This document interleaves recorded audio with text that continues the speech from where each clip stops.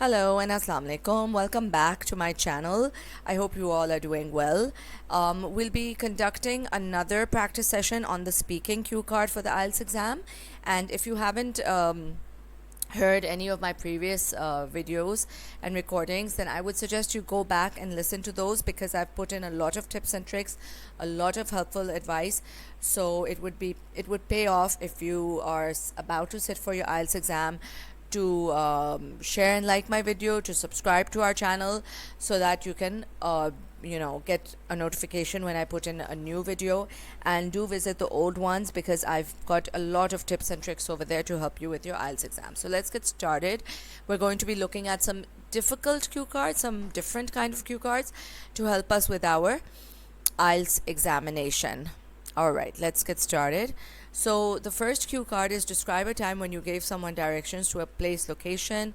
You should say when it was, whom you gave the directions to, how you gave directions, and explain if the person was happy about it. You will have to talk about the topic for 1 to 2 minutes, and you have 1 minute to think about what you are going to say. You can make some notes to help you if you wish. Okay, so I'm just going to take 1 minute, about half a minute, to collect my thoughts, and then I'll get started. Alright, so here goes. So I am actually the worst person to ask for directions. I'm a terrible person on the road. I hardly remember directions. It's very hard for me to remember the directions to many new locations, or even locations that I've been to only once or twice.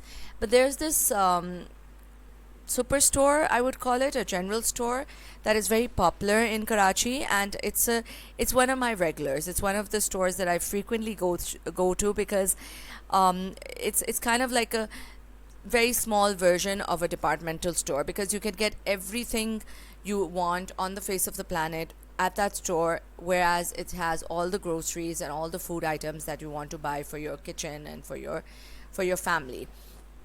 So the name of the store is Nahid Superstore, and it is in Bahadrabad, off Shahid Millat Road in the city of Karachi.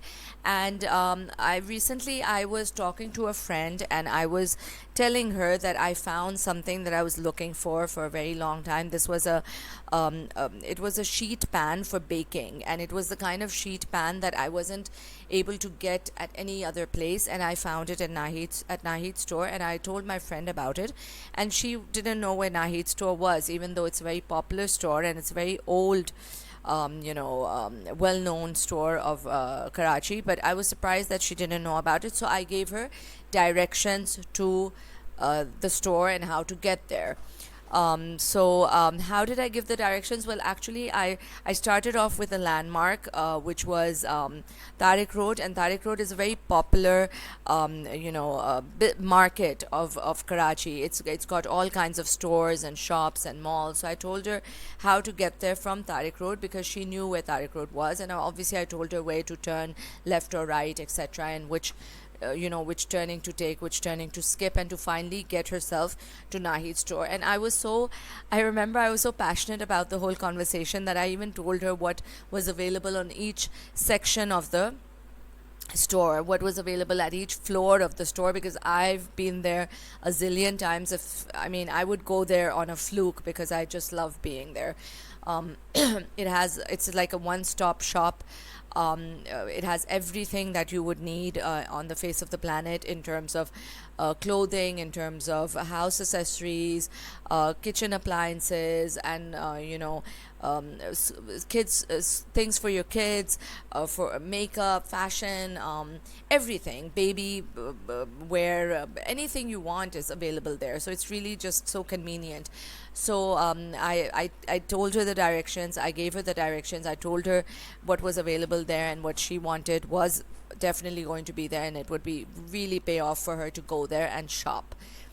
Okay, so I don't know, if I were to assess myself on this, I don't think I did that well. I feel that I didn't use a variety of words. I feel that I was kind of repetitive. So this is the reason why I'm pointing these mistakes out to you, so that you're careful about them and you understand that I'm also human and I can also make mistakes. But the point is that we want to be better than this. So I could have used new variety of words. I could have used new ideas. But anyway, Let's move on to the next one. So the next one is describe a weekend that you enjoyed and still remember. Now, I would say this would be a good way to show your variety of grammatical range, right? Because you're talking about the past and the present and so on. So when it was, what you did during this weekend and how much did you enjoy it, and explain why you still remember it. You will have to talk about the topic for 1 to 2 minutes. You have 1 minute to think about what you are going to say. You can make some notes to help you if you wish. You should make your notes. Okay.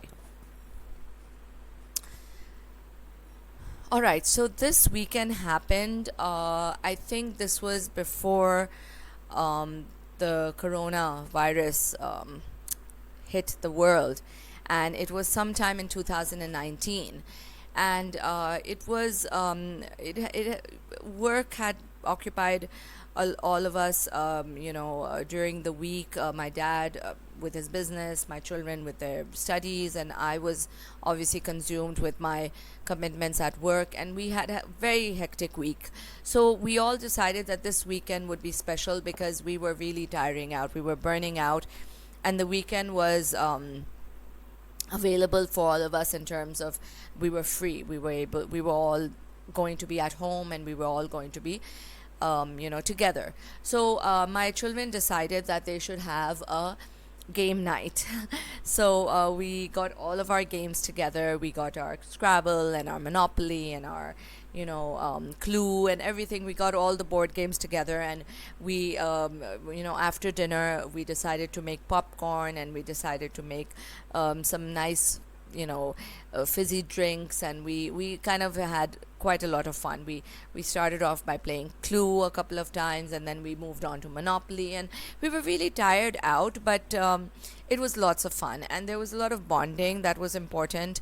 And we slept really late in the night, and the next day was Sunday, so we decided that we would all go out for breakfast. So we got ready early in the morning, and we got dressed up, and we went out for breakfast. We went to this place called Sea View in Karachi, and that's by the beach. So there's some really nice hangout spots over there where we can have the traditional Pakistani breakfast, which is halwa puri and parathe and eggs in different forms. So it's a lot of fun. It was a lot of fun, and we had tea, boiling, steaming hot tea made in these cafes, which is no matter how hard we try, we cannot duplicate the flavor of those teas that we find at these restaurants on the roadsides, right? So it was an amazing weekend, and we came home after we came home in the afternoon, and we all kind of just had freshened up and had a nice nap in the afternoon, and then we were gearing up for the next day, which was a working day, right? So well, I enjoyed it a lot. After a very long time, we were able to get out of the house as a family, and we were able to do things together that we all enjoyed doing, and nobody was worried about work or studies or anything else. So it was very relaxing. It was a lot of fun, and I think it was the best weekend that I had in a very long time. Okay, I think this one I did really well. I'm going to pat myself on the back. Okay. Describe a time when you were in a public place and you overheard a stranger talking on the phone. You should say where this happened, when it happened, what the person was talking about, and explain how you felt about hearing the conversation. You will have to talk about the topic for 1 to 2 minutes. You have 1 minute to think about what you are going to say. You can make some notes to help you if you wish. Now, this is a difficult topic because listening to overhearing someone in a conversation on the phone is rude. I mean, it is ethically wrong. So this is going to be a difficult topic, but let me get started and let me do it. All right. So this happened a couple of months ago. I was at a cafe, and I was supposed to meet a friend of mine on a business on a business lunch.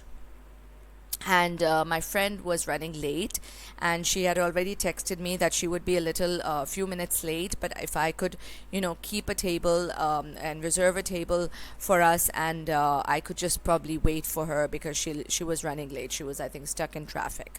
So I was just sitting at the table of that cafe, and I hadn't ordered anything because I wanted to wait for my friend to get there. So I was just playing with my phone. I normally, when I get some downtime, I start cleaning out my gallery. I start following up on my messages or important emails, and I was just doing my thing, and I wasn't really minding, who was around me, who was sitting at the next table, or who was talking. I was in my own zone. But suddenly, out of nowhere, I heard this, this lady who was sitting behind me at a table behind me. She kind of gave out a cry. It was more like a gasp of air, and that caught my attention because obviously there was this sudden spark of her voice, like she went like that. So I kind of turned around, but to be polite, I really didn't stare, and I just kept my eyes up front. But I could obviously hear her because she was just a few, maybe about a foot away from me.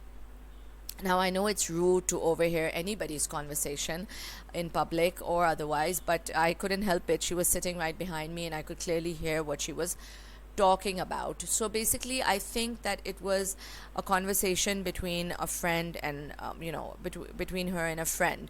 And apparently, that friend had just discovered that she was diagnosed with cancer.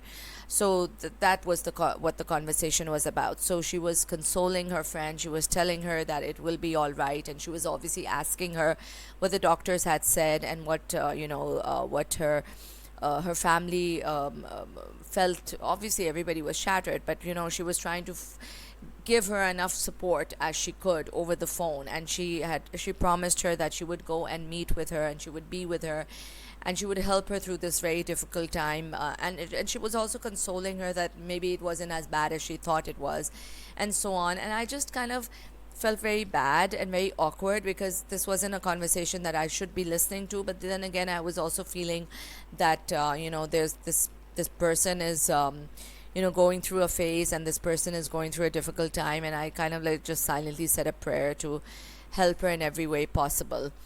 I was feeling very disheartened and very discouraged by what I was listening to. But then again, I also felt that it was too early in the game for her to know exactly what was wrong with her, and maybe there was still hope or a misdiagnosis. So that's about it. So then, after that conversation ended, she paid her bill and she left. And about that same time, my friend came in and sat down, and my friend immediately saw how worried and how quiet I was, and I told her about it, and of course we bantered about it for a couple of minutes, and then I guess we forgot about it because this is how life goes on, right? Anyway, so this was it. This was the time when I overheard a stranger talking on the phone in a public place.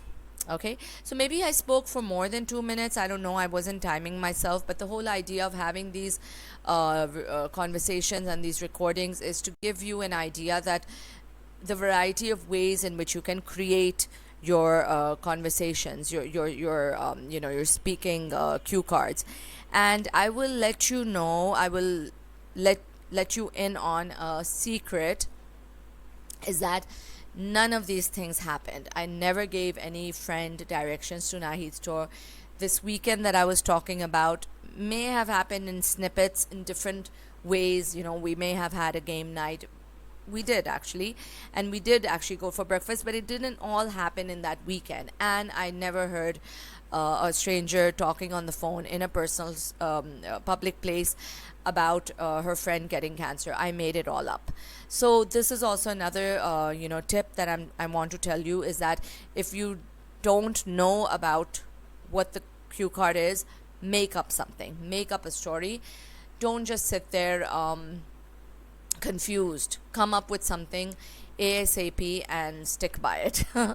Your story just has to be believable. All right, thank you so much for your time and attention. I hope that you do subscribe to my channel and you do follow my videos and you like and share them. I would really appreciate it. Thank you so much. For more on IELTS, keep tuned. Allah